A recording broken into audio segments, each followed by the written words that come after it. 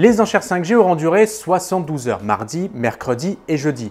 72 heures pour aboutir à la distribution de 11 blocs de 10 MHz chacun, 4 pour Orange, 3 pour SFR, 2 pour Bouygues Telecom et Free qui sont à la traîne. Bon, je m'arrête un instant. Mégahertz, bande cœur, fréquence, bloc, tout ça c'est pas un peu tantiné lourd, vous trouvez pas? Donc bon, vous savez ce qu'on va faire?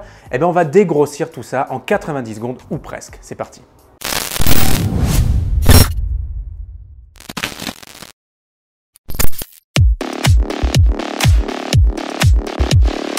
Alors le 1er octobre s'est achevé l'attribution de fréquences dans la bande 3,4 à 3,8 GHz, 17 tours et 1,386 milliard d'euros plus tard. Orange est donc sorti, on va dire, grand vainqueur et Free, Bouygues ont perdu. Bon ça, on l'a expliqué un petit peu en intro. Faut rappeler qu'en début d'année, les 4 opérateurs avaient déjà chacun empoché un bloc de 50 MHz au prix de 350 millions d'euros. Le bilan total en fréquence et en argent, eh bien le voici. L'Arcep résume très bien les choses sur ce magnifique tableau.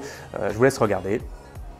Et oui, quand même près de 3 milliards d'euros de recettes pour l'État, on a peut-être sorti le champagne.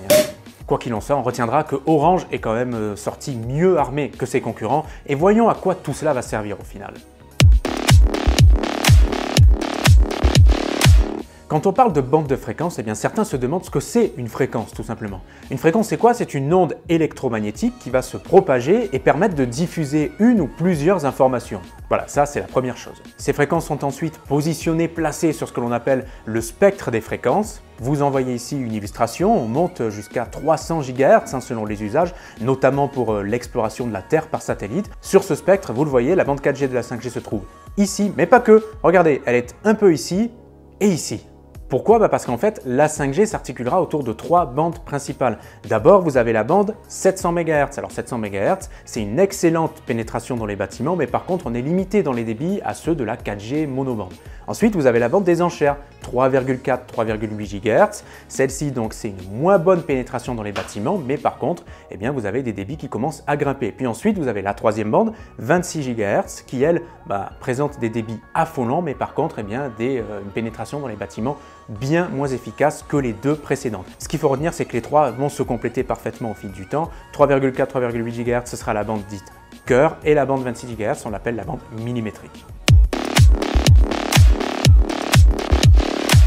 Les enchères, est-ce vraiment fini? En fait, non. Sur cette bande 3490 MHz, 3800 MHz, eh bien en fait 31 blocs de 10 MHz étaient à vendre. Les 11 blocs mis aux enchères le 28 septembre sont donc venus compléter les 20 déjà acquis par les opérateurs en début d'année, tout bêtement. Alors la prochaine étape pour terminer, eh bien, ce sera celle de l'enchère dite de positionnement. Qu'est-ce que ça veut dire? En fait, elle permettra de déterminer la position des fréquences acquises par les opérateurs sur cette fameuse bande. Et celle-ci sera organisée dans le courant du mois d'octobre. On en reparlera en tout cas très vite sur Clubic. Merci à toutes et à tous d'avoir regardé cette vidéo et merci pour votre fidélité à Clubic.